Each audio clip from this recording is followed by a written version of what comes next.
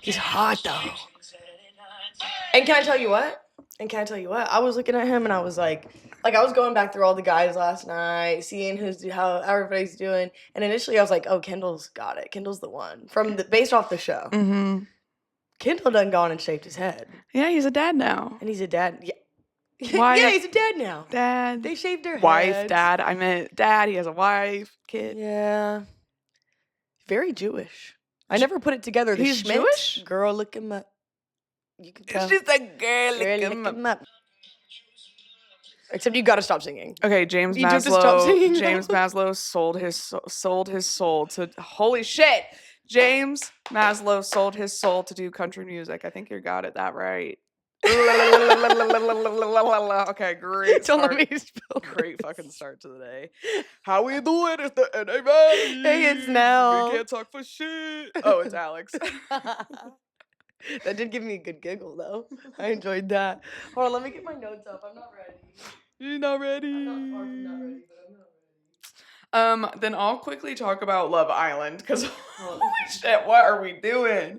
What are we doing? We said let's get the horniest people up on the screen, people that don't actually want to find love, people that actually don't want to be in committed relationships, and people that just want to be on camera and act a fool. Literally the very first episode, they play this game where there's like doors and you stand behind the door of the thing that you most agree with. It's like cats, dogs, or plants. And so every person behind the things that really matter. Right. And everybody behind the cat door, once the door opened up, it was like 3 and 3. They all just started making out with each other. Like you walk through the door and you just like slobber party. And then the next question. So have you unserious. ever gone through an ex's phone? Sometimes, always, never. And then it's like the people in the always. Two of them. The most toxic people making out together. Yeah. I love that. Also, wow, I hope you guys don't have any, HSV virus or anything crazy like that. Well, see, that's the thing. It was literally talked about in the first episode because people were on screen with little cold sores on their mouths, and everyone was like, oh, I wonder how they got those. Probably it's because everybody's making out with each other. I mean, if you're knowingly making out with a ton of people literally within the same day, that's bound to happen. Yeah, but now you on television with a big old cold sore, shorty. I'd be like, edit that out. AI my face. You signed up for that. That's crazy. You Yeah. signed up for that. Not AI. Fucking Love Island. Li. Crazy. I can't really watch it because I'm like, I just feel like I can watch it. I can hate watch it. It's That's what it is for me. It's a hate watch. It's brain rot. It's all these things. It makes me really sad a little bit. Because I'm like, these people are like, they don't mean it. They don't mean anything. I was going to say, literally, the only way that I can justify the actions that these people are making on television is that they're like influencers that want a name for themselves, or they're like people who want a following, who want to, because they all tend to have the same jobs, which is like social media and nursing. I'm a bartender. Or bartender and social media and da-da-da-da. Hey, nothing wrong with that, but it obviously shows that that's kind of... Somebody at work told me that I would be good on Love Island. You would crush. See, I'm like, fuck, do I take that as an insult? Because here's the thing, there's only 2 ways to play Love Island, and that's be the messiest or the most strategic. Like, there's only 2 ways. It's a game. You're trying to get a couple for $100,000. Like, yeah, I'm gonna stay on the TV. I'm gonna be messy so that people like me and I stay. I think you would do well because I think that you would like I can see it going a couple ways for you. I feel like you would go in with like a vision, and I feel like you would lock in on a guy very quickly, but you would be adaptable. Mm-hmm. I think you could do pretty well. You would be very entertaining. You would have to get drunk. Oh. Don't you? Isn't that like part of the rules? Don't you like have to get drunk? I don't think they have sober people on Love Island. Really? Fact check. I doubt it. This is Nell from the editing realm, back yet again with a correction. It appears that it was probably one of the first 1 or 2 seasons of Love Island that I watched, because now there is a 2-drink limit, allegedly. And I don't think they serve liquor, allegedly. Enjoy the rest of the episode, allegedly. Fact check. Let's look into that. If they let me bring a joint. Can you imagine Stoner Love Island? Everybody's like, oh, you want to come over and like watch a movie or something? We can like get some pizza and rolls. And the crew's like, guys. Okay, y'all, we need some entertainment. I'm just literally, that's the thing. I would probably be the most boring. I would just be out in the sun every day. But you'd be fighting bitches. You'd be fighting with bitches over guys. You would for sure be like swinging. Y'all would have beef. There would be like turf wars going on. See, here's the thing. I do want to bring the bombshell that they bring in after the fact. Like, I want to You want to stir. be that one? You want to be the I one? want to stir shit up. I want to Yeah. be like, oh, you think you go on that man's? That's my man's. Okay, so talking about this guy who had an opioid addiction while on the show. Yeah, that's not really what I'm talking about. Oh. Drinking policies. Okay. I was gonna ask that. Like, there's a girl on the show that I'm like, she's coked out. Like, there's no way she's not coked out. I don't know how they get it, but I believe it.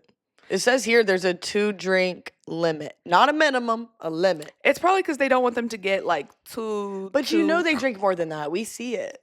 I see it. I mean, maybe not. I see that on like The Bachelor or The Bachelorette. Like, they get too drunk and cause a mess. But I've never seen that on Love Island. Really? Maybe they're getting doubles. Maybe they're just getting doubles. So that way they're like just right there. No, I also have a horrible radar for people that are drunk and not drunk. Like, Really? it's either has to be really obvious or not. Yeah, I'm not good. I think I'm the best ever at clocking that shit. Really. Maybe I'm delusional, but I'm not at all. I can totally tell. I can tell when people are on drugs. I can tell when people are drunk. I'm not good at it at all. Really? Mm-hmm. I'm like, clocked. The way you're sweating, the way your sweat is dripping off your face the other direction, I can tell that you are intoxicated. I can tell by the smell of your breath from 10 feet away. Wait, sweat? People sweat a lot when they drink? Yeah, if they got a good little sweat going, their pores are opening up. Do people think I'm like drunk all the time? Since I'm sweaty all the time. Hyperhidrosis? I was like, what is that called again? Hyperhidrosis? I really am thinking about going to the freaking doctor's for it. People are asking me if I'm dehydrated. No. No, you're probably super hydrated. That's probably what it is. So I'm supposed to drink less? No, you just gotta be sweaty. Or you can get Botox. Here's the deal: you go to the doctor, you get the Botox. No. In I've already your done this. armpits. I've already done this. I've already and done your face. This. Get a 2-for-1. No, here's the thing. I literally talked to my injector about it. Okay, because I get horrible upper lip sweat. It's mustache sweat. Yes, dude. Literally, there is not a school picture that I do not have where I'm missing at every single dance. Yes. Or you're missing the makeup right here. Yes. There's not one single like homecoming prom dude, of like that's brutal. Yeah, dude. Always. And then whenever I got a lip flip, which is they kind of inject it up into the upper lip because it pushes whatever. Y'all know. The ladies know. Yeah, they know. I genuinely thought that the Botox was going to stop like some of the, and she told me no, and she's like, that's not really how that works. And I'm like, well, then how does it work? Anyways. How does it work? I'm a sweaty bitch. I don't really have like armpit sweat. It's not, what are they going to inject? My underboobs? Boob sweat. It's boob sweat, my bro. underboobs, my fucking back, my forehead. We need a solution for you. We need to get like panty liners. My scalp. For your I literally boobs walked and up back. to Freddie while I was dancing and I grabbed his hand and I said, feel this. And I just put his hand in my grossing out your guy friends on purpose. I do love grossing out the guy friends. Because I'm like, how much does it take? Can I gross you out? Because I know you're not attracted to me. I know you're not attracted to me. And I know that, like, you may not expect me to tell you everything I'm about to tell you. Yeah. But I want to see if I can gross you out. And honestly, I think we've done it before. I think we've gotten there. I think we're great at it. Yeah. Honestly, I think we're kind of too good at it. Yeah. I might need to chill. Yeah, I really might need to chill. I'll talk about my poops, my period. I don't care. I just posted a TikTok the other day about wiping and seeing all the colors of the rainbow. No, you did not. Uh-huh. Where did you post it? I posted it on TikTok. I said men will never understand what it's like to wipe and see Roy G. Biv. That's actually really funny. So disgusting. The funniest I heard was getting a peanut butter jelly sandwich. Ew. Imagine wiping with a piece of bread. That's the video. It's actually a very funny video. I like that idea a lot. Actually you take a piece of bread and you wipe. Okay, we don't need No, but listen, but we just put peanut butter and jelly on it. And then you go, throw in the two. We should make this. We should make that. I like that. Oh my god. Oh my god. And A-Batty skits. And A-Batty skits? What do you guys think? They're like, God, we already cringe enough. Please. Please no. I can't. I did post a funny bit on my Instagram of like friends at work all saying you shaved your bush and different, and it got some views. It did well. What's your favorite you shaved your bush? Like how would you like to hear it? I would if you shaved your bush. I would want to hear Elmo say shaved your bush. That wasn't bad at all. No, it was a little Jennifer Coolidge again. It was a little bit of her, like, as elbow. Jennifer Coolidge. She can't help it. She can't help it. She's like part of you. Okay. Anyways. Okay, current events. CMA Fest happened. Wait. Hold on. I'm not done with this bush. Hang on one second. With this bush. I do have a little more bush. Oh. I think if I shaved my bush, You liked. I think I would like it disappointed you shaved your bush. Oh, well, yeah. You shaved your bush. I like your hairy bush. I miss your bush. Bushyboo. Bushyboo. What are we on today? I love it. Woo! Okay, but anyways, can I go to current events now? Okay, yeah. We do have a lot to share with you guys. Okay, Go so ahead. anyways, I just wanted to share something sweet because for some reason I decide to live in every city that has big festivals that, cause traffic and all these things like that. But the most fun about it is I can always hear it from where I live. Oh, For some love reason, that. every place that I move and there's festivals, I can always hear it from where I'm at. Literally, CMA Fest was this week, and Margaret and I were on the porch, and we were like, what? That's insane. What is that noise? All growing up, I lived by the 4-H fair, and I could hear like the fair all the time. And then in Pittsburgh, whenever there was like concerts at the Pirates Stadium or the Steelers Stadium, I could always hear it from my rooftop or even in my place. I can't believe it travels from Nissan Stadium to your. I mean, I can, but like that is impressive. Mm-hmm. It travels all the way to you. It was fun, and you can hear like the crowd. Like when a song is done, you can hear the. Like, Whoa. it is really cool. When I went to see Bruno Mars there a few months ago, people like at Zany's said that they could hear the show from Zany's. What? Isn't that crazy? I mean, walking out of Zany's, you could see all the Yeah. lights. Girl, I from thought that was the Aurora Borealis. the who? The Northern Lights. The Aurora Borealis. The Aurora Borealis? What are we talking about? You don't know what the Northern Lights are? In Alaska? Yeah, they go other places too, though. I literally thought we were having that here. I looked up and I was like, oh my God. I like pulled up my phone and I was taking a video. Imagine you post it being like, oh, there's Lucy went, that's CMA Fest. I argued with her. I was like, how do you know? You argued? Girl, Well, it is 'cause I couldn't obvious, figure like, out. spinning lights. Well, What the do one you that I saw was mean? just like static and it was coming through like breaks in the cloud. So it kind of just looked like a pretty little. Okay. But I will say, once she explained it, I was like, yep, okay, that's going to be correct. That's going to be correct. Only because when I lived in Austin, they had that constant one. You know which Mm. one I'm talking about? They have like 2 lights from either downtown or 6th Street. I kind Yeah. of sound like an idiot, That but spins around like that. yeah. We have one in Huntsville. I don't know if it's from our hospital or what. It's like a Oh. bat signal, bro. It's like just as a kid, I was like, what is that? That's so special and magical. special and magical. But yeah, I didn't go to CMA Fest at all. I did not partake. Your boy did. Friggin' James Mazo. James Manlow. Well, that's why I can never look at who's gonna go. Places like Bonnaroo's coming up, and I have no idea who's going. Because if I did, I would be trying to figure out ways to go, and I can't. Yeah. Financially, all the time. I don't got the time. Totally feel. I remember a few months ago we were on here and I was like, I can't wait for Bonnaroo. I'm gonna be so skinny and I'm gonna be hula hooping and I'm gonna be at Bonnaroo. God. I made a whole. I was Put like, that yeah, clip in. I'm going to Bonnaroo. I'm gonna be super fit and I'm gonna hula hoop. And none of those things are true. We have Bonnaroo at home. We're gonna have Bonnaroo at home. And I will say, like, it just wasn't. The lineup for me personally was not enough for me to like put the money down. If someone was like, hey, I'll cover your shift tonight and here's a free ticket to Bonnaroo, I'm gone. Yeah. I'm gone. Who do we know who the headliners are? Yeah, let's look. Because I mean, now that we're talking about it, why Yeah, not? let's talk about it. What would be your dream headline? Like, if you were like, I have a festival and these are the top 3 headliners. I get 3. Yeah.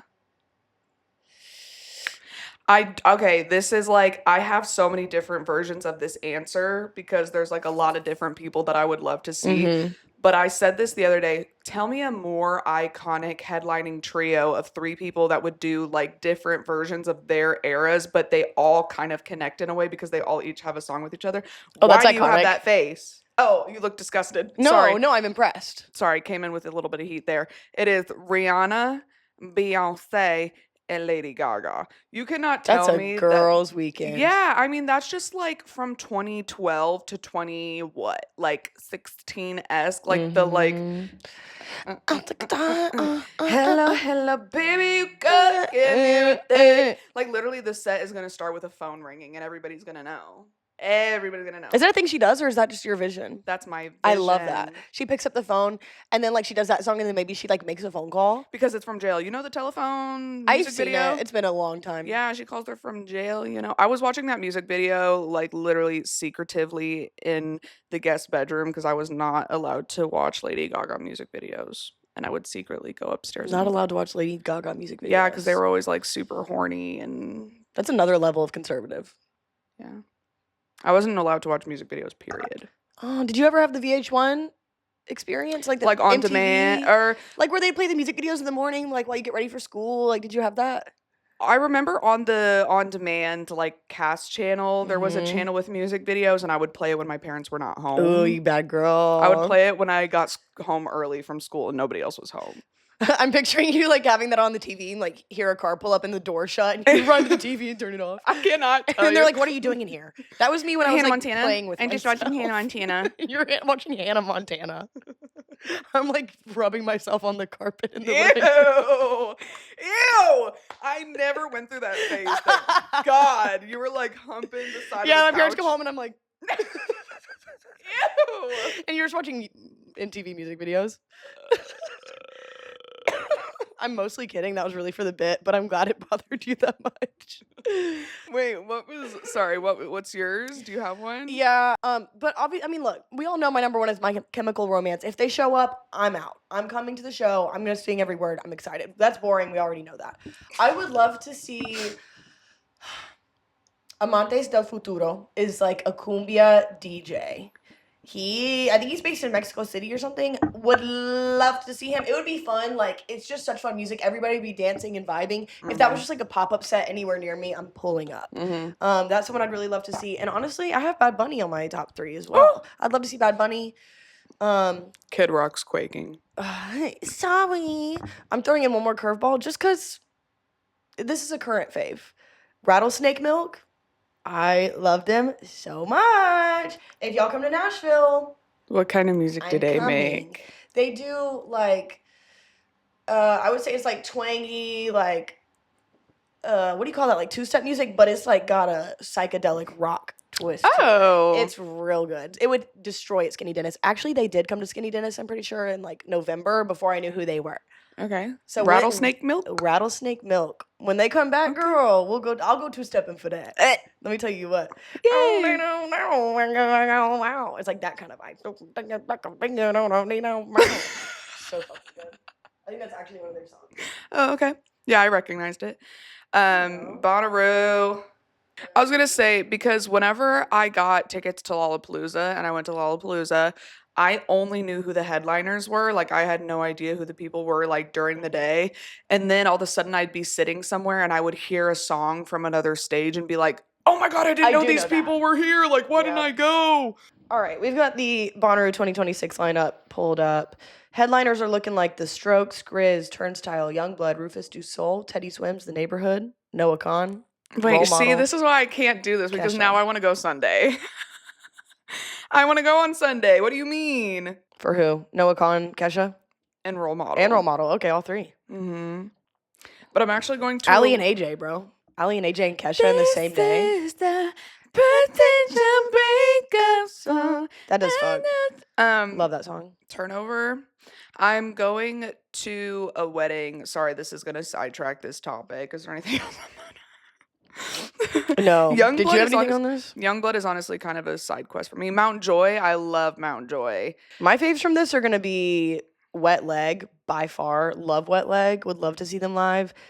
Lambrini Girls are awesome. Girl, like, punk, hardcore-ish band. Ammo and the Sniffers. It's a sin that RKS and Mount Joy are not on the same day.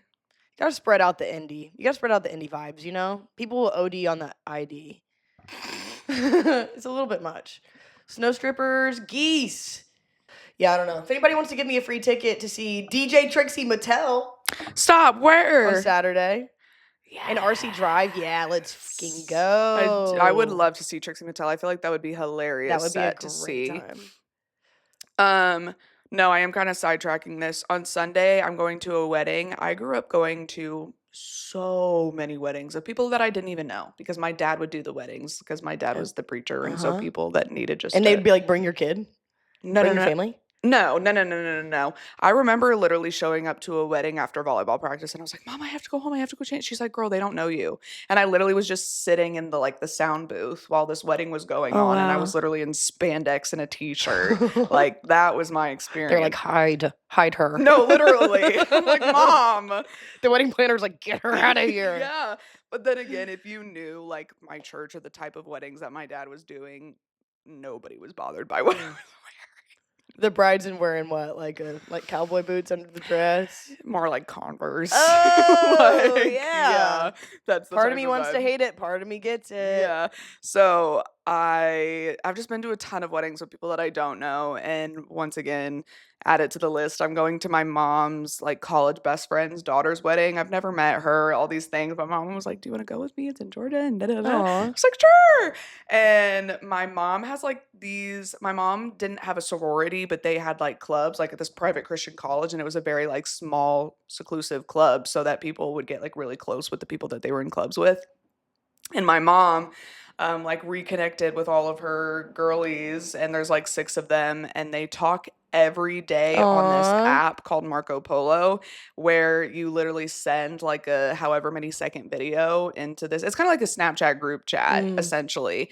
And she talks to them every day. But of course, any single one of them that has a single son, my mom is like, and of course, the son that my mom wants to hook me up with is like very conservative, went to a conservative college where my parents went. Like, Well, we've been there, done that. I am. We know how that goes. And so I was like, you need to come, you need to meet him, all these things. I'm excited to go anyways. He's going to the wedding? Yeah, but of course, last Ooh. week my mom called me and was like, so I guess he has a girlfriend now. I'm like, what am I going for then? Then why am I even going? Why am I even showing up? No, I'm just kidding. Honestly, that was probably from God. God said, get this man a girlfriend, you got 2 weeks. Figure it out. Because Alex is coming, and Alex she, is coming. and she is And she don't need no conservative man. She don't need no conservative man trying to tell her what to do. No, I really don't. Not that I know his character in any way. He could be great. He could be yeah. lovely. I have no idea. Sorry. But Sorry. Oh, yeah. Sorry. But yeah, that's what I got going on. Do you have anything coming up soon? No.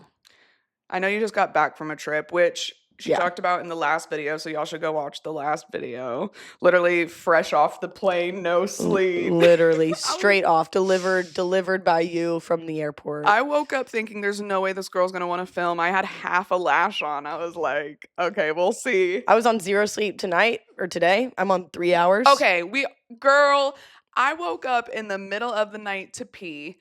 And of course, I'm addicted to my phone, so that's the first thing I opened And I'm up. just like, ding, and I saw that you ding. posted. I'm like, what is this girl posting? Literally 20 minutes ago. I'm like, it's 4 in the fucking morning. Yes. What are you doing up that late, girl? Girl, I stayed up researching and looking up fun stuff on the internet. You know what I like to do. And then I get in bed and I go, okay, just gonna have a quick little scroll.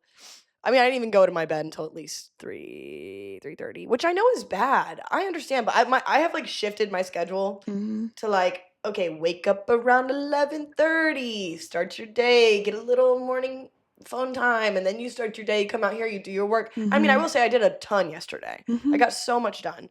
I went for a walk. I did so much work on my computer. I did all the things on my checklist. I cleaned. I did so much. I've just shifted my schedule back. And I don't love that. I do like being a morning person.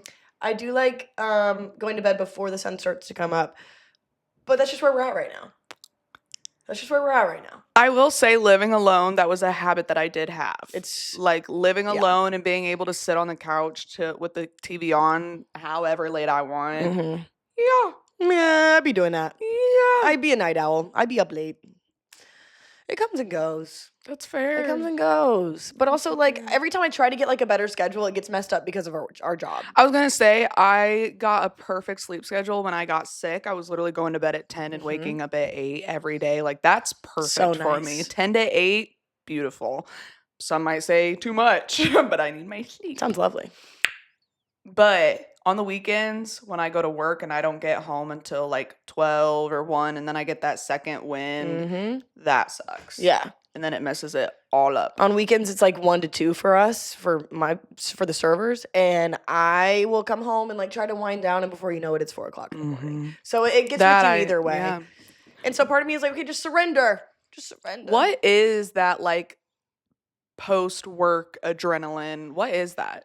What do we get that from? I literally think it's an adrenaline rush that comes from the whole thing, and like because when I go into work, a lot of times I come into work tired. It's like 5 p.m. I come to work a little bit like "Ugh," I've got the evening slump, Mhm. and then by the time I leave at 2 o'clock in the morning, I'm like wired. I always tell myself because I haven't been socialized. I'm like socially drained that I'm like getting a moment with myself. I'm like finally getting to sit with myself for like an Yeah. hour or two. I think the social interaction wakes my brain up because we're not just interacting with our coworkers, we're interacting with hundreds of people. It's Mhm. also, I think people underestimate what it's like during the seat in like the first few minutes of the show. Like that adrenaline from the loudest song, the loudest version of Soul Man you've ever heard in your life, and the lights flashing.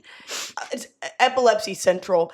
And if you think that that's not going to cause you to freak out, plus the stress during a flip of the room, if you think that's not going to last for hours, I don't know what to tell you. Like there's at work there's one of the things that I can do in my job is like I'll stand at a podium and check people in, and I'm essentially saying hi and asking how many to over 600 people. And then I get home that night and I'm like, "Oh, why am I so socially miserable? Like if anybody talks to me, I will cry." Yeah. And then it's like maybe because I just literally dealt with 600 different emotions. Like I had to make eye contact with 600 people.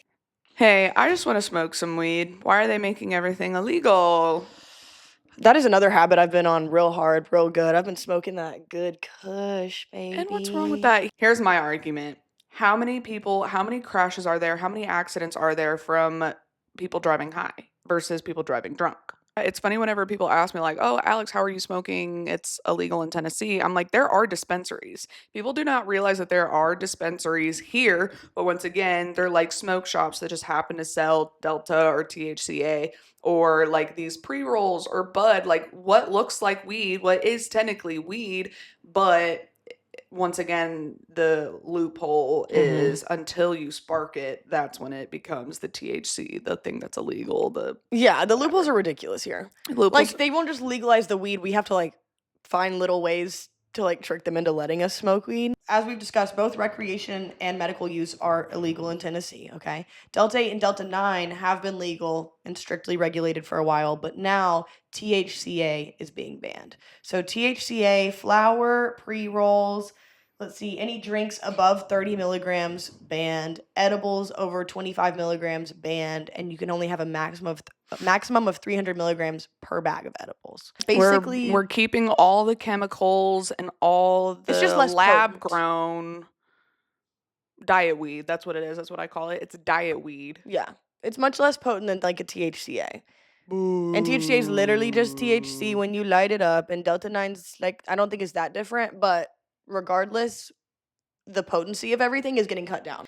So doses are going way down. Any THCA specific products are going away. Kratom also is going away. That Good. one I can support. Yeah. I can get with that because I have seen packages of empty like Kratom. You can literally buy it at gas stations, and I've seen like the packages of the emptied pill cans, whatever, just like laying all over my street. Yeah, no, I've talked to like recovering addicts who are like, no, I like take Kratom. That's supposed to help. And da da da da. And then I'm like, okay, well, you're obviously addicted to Kratom. Yeah. Like It's supposed to be like a way to wean you off of like stronger opioids, which is good. We like that. I don't want people on heroin and stuff. But if you Right. just get addicted to Kratom, and I mean the fact, and like I'm okay with that if a doctor prescribes you Kratom. Like maybe that's not a bad idea. But having it available to anyone at a gas station is insane. Insane work. Hold on, there was a comic that came to Zany's who literally had a doctor prescribed him Kratom though, and then he became massively addicted to it. Like, For well, sure. obviously that can happen with anybody, but it's like even if you're prescribed, be careful. For sure. 100%. Like, what do you mean? It just definitely should not be at a gas station. That's Yeah. crazy. I get so mad at looking back at like even my therapist. For some reason, I had that thought this morning whenever we were talking about things that we were going to talk about. I was thinking about Mandy, my beautiful therapist that I had in high school who literally saved my life. And I remember expressing to her this around the time that I started smoking weed and being like, girl, like I enjoy it. I don't feel miserable like I do after drinking. Like I would drink at that time in a sad way and it just made me feel miserable. And I just always remember her being like, Alex, like it's a gateway. Like it starts with marijuana, but it's a gateway. And I want to look at Mandy. I'm like, hey girl, if you're watching 5 years, still nothing else. And now she's shooting up. Okay. Shut up. Literally 6 years later, all I've done is smoke. I've never done coke. I've never done anything else. Like I've done shrooms and shit like that. But I genuinely, it's like people that have never done weed, people who have never done weed, people who have never smoked weed or anything like that are the people that have like the craziest assumptions of what weed does to you and all this stuff like that. It's people that have literally never done it before.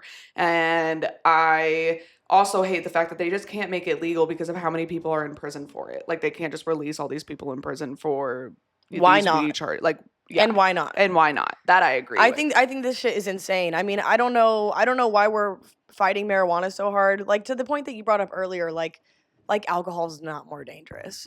Alcohol is the most, like arguably the most dangerous drug, and also the way that it has like gotten into our society and culture so deeply. Normally, like it is so incredibly dangerous. I think it's because they don't know how to make money off weed yet. The other thing is that, like, what do you mean though? All the dispensaries, there's like crazy state tax. yeah, there is crazy state tax, and then it is getting taxed heavily. I feel like they want to control it completely. Right, which is fine, but like make profit off of it. Make dispensaries. Do the damn thing that is going to make you money. Go ahead.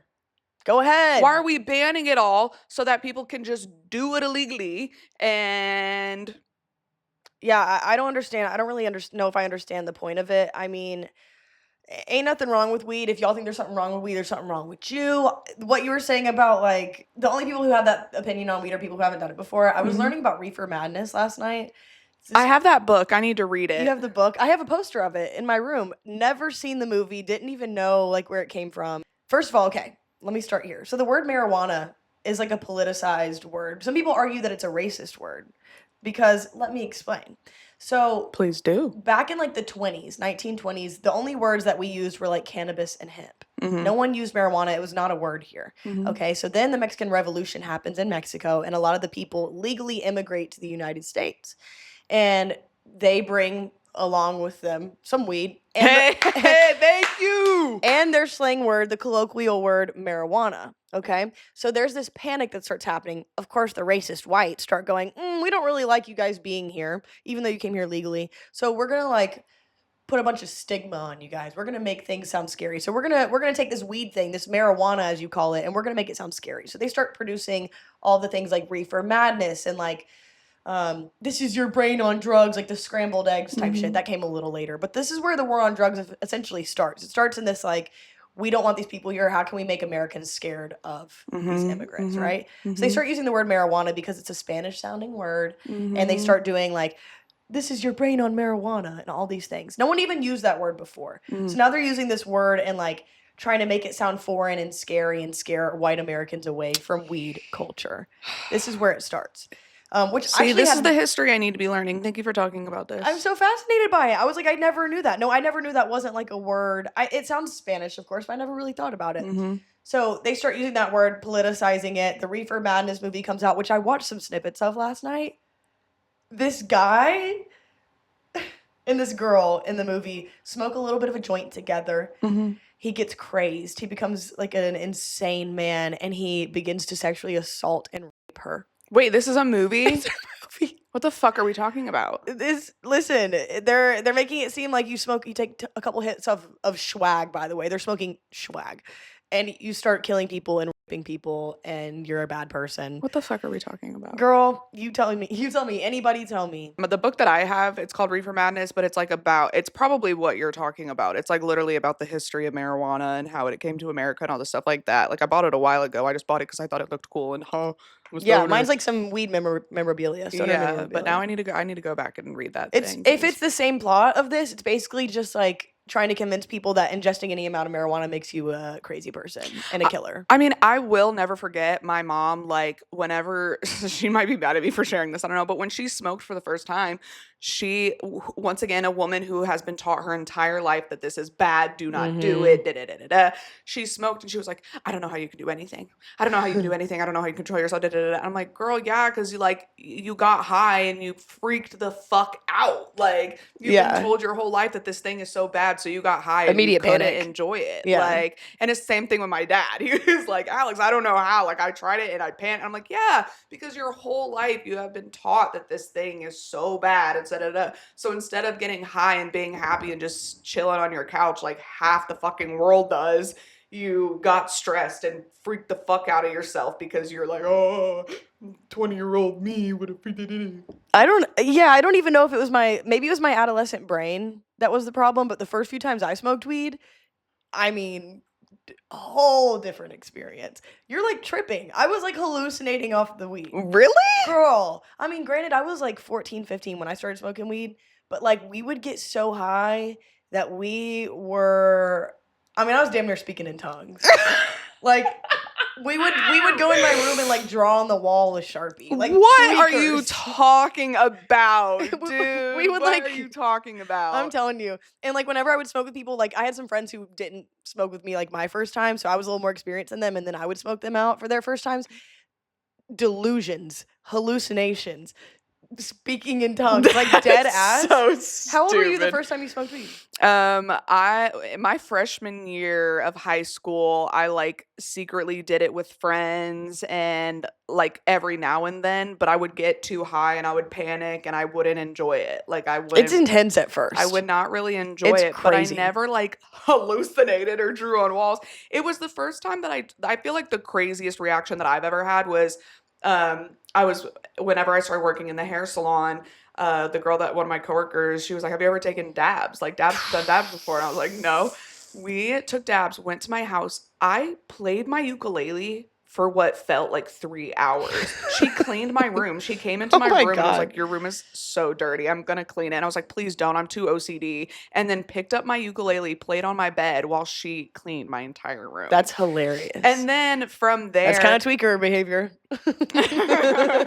I don't know. But then from there, like, I would only ever smoke with friends. It wasn't until I lived by myself that I would like smoke by myself, and it would be like to me it was a very adult thing because I was like, at the end of the day, everyone's going home from doing hair all day and drinking wine. I'm going home and I'm just smoking some weed and going to bed. Like that was my routine. And so it's always been something that has relaxed my brain. I mean, like my friends make constant jokes about how functional I can be high just because people who ever smoke and go into public are like, ugh. Whereas I'm like, I'm that way sober. If I'm in public, like my overstimulation, my anxiety, it takes over. But if I'm high in public, like it truly relaxes me. It lets me be able to like be in the moment and not freak the fuck out. Some sort of fundamental difference here between us. I enjoy it very much, and I think what am I trying to say? I'm desensitizing a little bit to where I could probably go in public. The more I smoke, the easier it gets. Yeah, it is. It is a tolerance thing. Yeah, but I will say the first few times I smoked weed, I'm talking like the first 20 times I smoked weed. Insane experiences. I'm surprised that you don't relate to that. I think it might have also just been like my age. I think I was a bit younger, and I don't know what the effects it had on my brain, but it was. Well, I was always like a drug. I never went out in public. Like whenever I was smoking, I was like hanging out with my friends. Like we were somewhere, we were inside. Yeah, like a ton of my memories are just like smoking and watching scary movies. Like whenever I first started smoking, but like I was smoking people's like garages or in their sheds. That was a big thing. We'd have like shed hangs. God. Yes, that was like.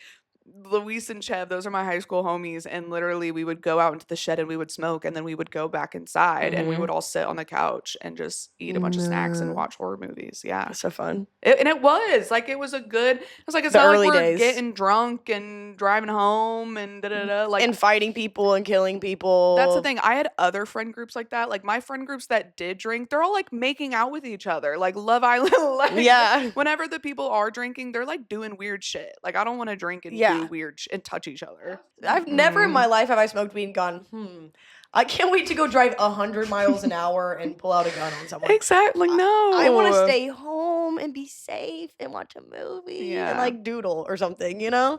This is kind of sorry, going on to another topic, but have you seen the documentary The Crash that just came out? No, but I know about it. Okay.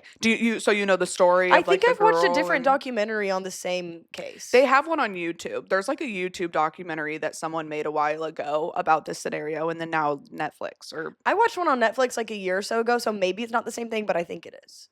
This girl, she's like in high school. She's in high school. With her boyfriend and her friend, and they're fighting in the car. And she like intentionally. Well, here's the thing. They have no Maybe. idea. Yeah. They have no idea what happens in the car because she says that she does not remember anything, which I think is a complete total lie. And then the two people that were witnesses to what happened are dead. So it is scary because you have no idea what happened in the last moments of that car ride. But she, like, they did all the testing on the car. Like, there was no brakes, like no sign of breakage at 100 miles per hour. There was someone tried to move the wheel and they think that it's the boyfriend trying to move the steering wheel. The little handle thing went out of tried to go out of drive and the gear shift. The gear shift, yeah. It got messed with like right before the crash. So they think that somebody was trying to stop it. Yeah. And my favorite part of this entire documentary is them asking her if she has anything else to say, and she turns to her lawyer. And I'm so happy that they left this part in because she turns to her lawyer and is like, did I say everything right? Like, did I say everything that I was supposed to say? Like, I just don't want to sound too dramatic or anything. And I'm just like, insane. Like, you killed people. She obviously hasn't. She just looks like an idiot. She was driving the car, right? Yep. No alcohol. Okay. I guess messing up my point. The only thing was she had THC in her system, but everyone around her was like, she was sober. She didn't smoke. She didn't da-da-da-da. Like, she was clear of head. She obviously had THC in her system because it stays in your system, but like shrooms, nothing. See, it makes you evil. That was her like 16 years old smoking weed for the first time. Well, no, that's the thing. Relatable. No. Hold on. Sorry, I guess this walls. is like a horrible segue because, of course, in this documentary, they're trying to say that like weed is the problem. They're like, she's this weed head. Her boyfriend was obviously a dealer without them saying that he's a dealer. And I've seen this. I've seen a whole different documentary, but I've totally seen this. So it's like they're definitely trying to make like a Reefer Madness Part 2. But it's like that obviously has nothing to do with what's going on. That obviously we're not going to get high and fucking kill people and like, what do you drive into walls at 100 miles an hour? I've never gotten high and just like wanted to fight people. If anything, I've gotten high and been like, oh yeah, they can crash my car. I'm fine. I feel like if I had like a plan to murder my boyfriend and then I got high, I would cancel everything. That's what I mean. Like, nope, plans off. Dude, because once you smoke, nothing is that serious. Nothing's that serious. Literally, and I'm suddenly scared. Life is stressful, and then you hit that bong one time or that joint one time, and you're like, nothing was that serious. Exactly that. You know what? We need to get these Tennessee lawmakers to smoke a little weed. That's what I mean. Get them in a room. And don't get them too high because then they're going to tweak like my parents. Just get them a little. Oh, okay. This was another thing that I wanted to talk about. There's a beautiful documentary out there called Waldo on Weed. And it's about this little baby and his parents who are very like hippy dippy. Like, they're very holistic people. And their son gets cancer. He has cancer in his eye. He's like reacting horrible to chemo treatment. He's getting these horrible reactions to things. And his parents are like, cannabis, like a cannabis hemp oil, CBD. They're like, what is the tiniest amount that we can use to calm our baby down? So literally they did you could see the amount on their finger, like just like the littlest amount that they got from California. That was the thing. They lived in Pennsylvania. They were like, we do not want to use anything that, we don't know where it's being made from. Like, we want to go to California. So they drove to California, the husband and one of his good friends, and they illegally shipped out medical hemp oil from California to Pennsylvania. And they gave him the littlest amount. It's beautiful because they have this beautiful support system of friends. Like, all their friends come over the first night that they try it with their baby, like just to be safe, just to all these things. And literally, what's funny? I'm just picturing all the family being there and they just dose up this kid and he's like, yo. Well, he's a baby. And literally, he never cried after chemo. After that, that's cute. Never cried, never threw up, never was nauseous. The doctors, they literally have it on recording because the dad would sneak his camera to record the conversations that they would have with the doctor. And the doctors looked at them and said, literally, whatever you are doing, keep doing it. I love that. Because we have never seen a kid react so smoothly through cancer, through surgeries, through whatever. We have never experienced it.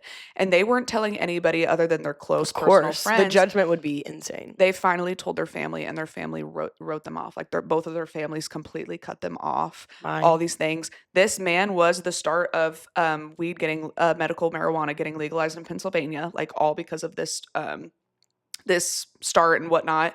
And later down the line, his like niece got cancer, and so his sister, for the first time ever, reached out to him after years and years and years, and was like, "Tell me about that hemp." Like, oh, now you back. Yeah.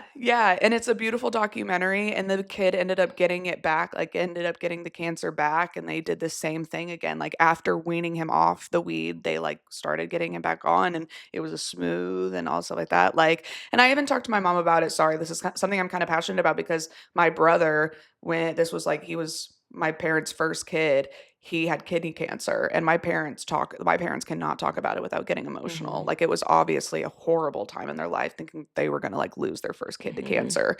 It's horrible. And so I, just seeing my mom's reaction through it all, and then just wondering like, yeah, what if a little bit of hemp made that scenario smoother? Would you have a different relationship with weed? Probably. Probably. But it's a beautiful documentary, and I think it's literally on YouTube. Like, everyone should watch it. And Waldo? Weed for Waldo? Waldo on weed. Where's Waldo on weed? And it's just this little baby. And that's sweet. Yeah, and it is it has a lot of uses. It has a lot of uses. A lot of these drugs do, and I think we should be exploring it more, because these are things that come from the earth, right? Like things that are natural that come from the earth already. Let's see what those can do. Let's explore like the possibilities. But isn't Coke natural? Yeah. I think so. I mean, mostly. I think you have to do some like synthesis shit to it, but yeah, it's natural. And also, I mean, you can chew on like coca leaves, and you get that like stimulant. And I think like that's okay. Farmers used to do that. I mean, you don't be snorting blow that's laced with fentanyl in a fucking lakeside bathroom. I did coke in 8th grade. I went to the ER. I was getting sore throat after sore throat after sore throat. I went to the ER, and they were like, we have a bunch of nursing students here. Can we put a camera down your throat and like use you as a whatever? And I'm like, yeah, sure. And the doctor comes in, and freaky nurses. So the doctor comes in, and he was like, I have something on this Q-tip. It's not a high enough dosage to get you high or addicted, but it is medical cocaine. And he just kept making jokes. He was like, you'll be able to tell all your friends that you did coke. And I went to a private middle school, and my mom was like, yeah, probably They're doing this at your school? No. I was in the ER. Oh, okay. And your parents are there? My mom was there. Okay. Yeah. And he puts this Q-tip like up my nose, and it was supposed to numb my nasal cavity. And so I put a little on a Q-tip and put it all the way up my nose. And then I ended up just having mono. I literally was a test for a whole camera throat strep thing, and they got my blood results, and I ended up just having mono. That's insane that they gave you a little dose of coke. I feel like that's more of a gateway than weed. They're like, we're just gonna give you a really small dose of coke. But that's what you've already done it. So I know, if but you were just talking about like medical and all this stuff like that. Yeah. And then I'm thinking about, well, yeah, I mean, I've never heard of that. Coke as an anesthetic? That's crazy. But hey. Yeah, and he was like, you can say Dr. Man is your drug dealer. I was like, oh, okay. Okay. And when you have a podcast in 20 years, please talk about it and say my name. Oh, yeah, I believe that shit out my bed. No, he's okay. He did it. He did it legally. It's okay. Legal. This is true. This is God. True. But yeah, so let's see. Anything else on the miracle marijuana? We're at an hour. That's beautiful. Do you want to wrap this and go into another one? I would like to leave at 12. We can do that. Okay. Let's see. So we're talking about weed stuff. Well, you guys. So please go to your. I can wrap it. I can do it. Relax, shorty. Why you stressing? Why you tripping? Because I didn't want to film 2 videos in one day. Why though? Because I didn't know. I didn't know that that's what we were doing. That's what we decided. That's what we said like a week ago. Yeah, I don't remember. Well, I don't remember. Reminder. Okay, so guys, help us fight this weed law, because we can totally make a difference, right? We can totally change the way that society is going, even though this has been in effect for over a year. DM your lawmakers. Go on Instagram and DM your lawmakers and policymakers and tell them, yo, this is literally fucked up for real, twin. Do you know anything about the data center by the zoo? No, and that's what I really want to talk about. Okay, well then talk about it. I would like to save it for the next episode. This bitch is trying me. Okay, y'all. I guess we'll see you next week. Love you. See ya. She's taking her earrings out like she's finna fight me. Alex! What? Alex! All right, guys. Well, we love you so much. I'm gonna try to convince her to film another episode right now. We love you guys. We'll see you next week. If I look the exact same next week, that's why. Bye.